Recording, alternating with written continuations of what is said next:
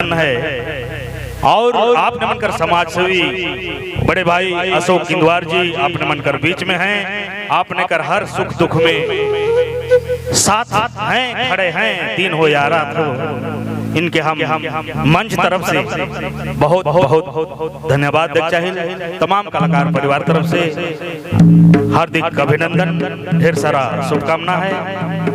आगे बढ़ते रहें, यही हमारी कामनाएं हैं।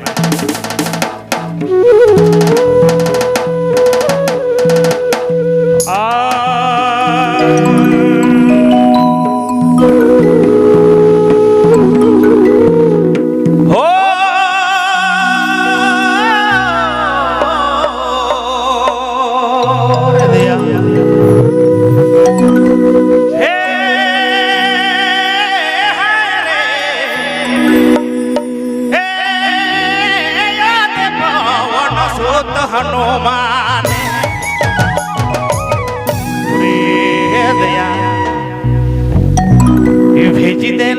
भेजी देला सजी बुटी वन पवन पुत्र हनुमान।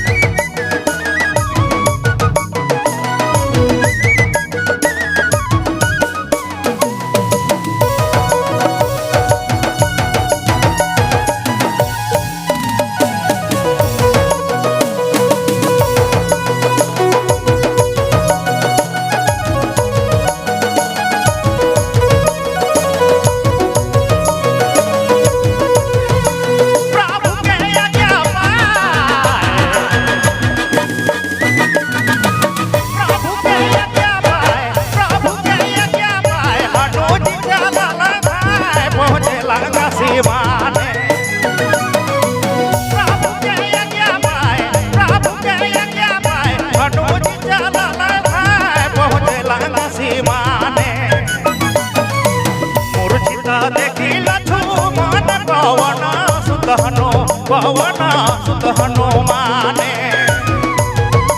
मूर्छित देखी लक्ष्मण पवन सुत हनुमाने।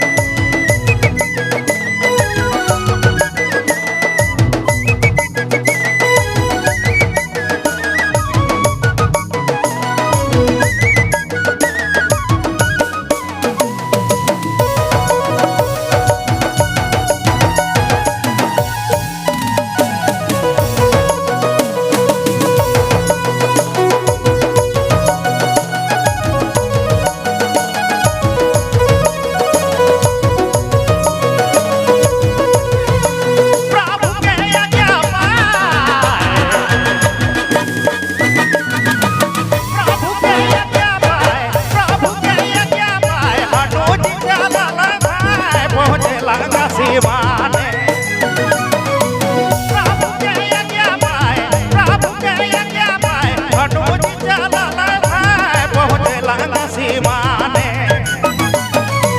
मूर्छित देखी लक्ष्मण पवन सुत हनुमाने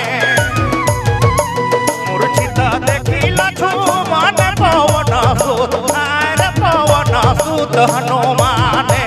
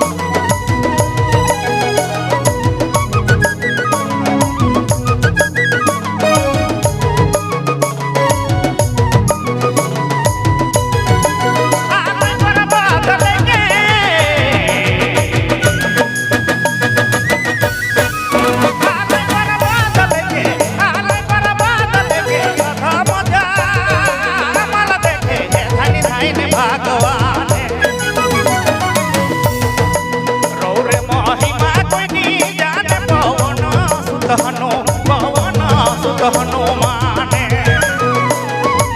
रो रे महिमा कोनी जान पवन सुत हनुमाने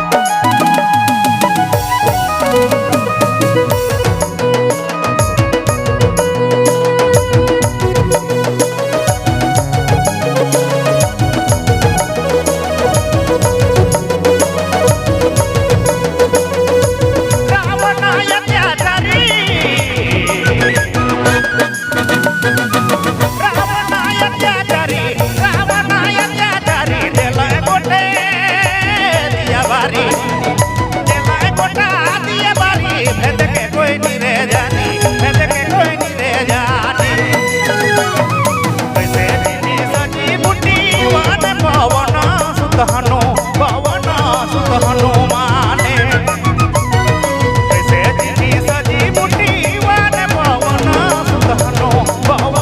सुत हनुमाने ओदे ओदे ओदे पवन सुत हनुमाने लाइन दे सजी बुटी वन पवन सुत हनुमाने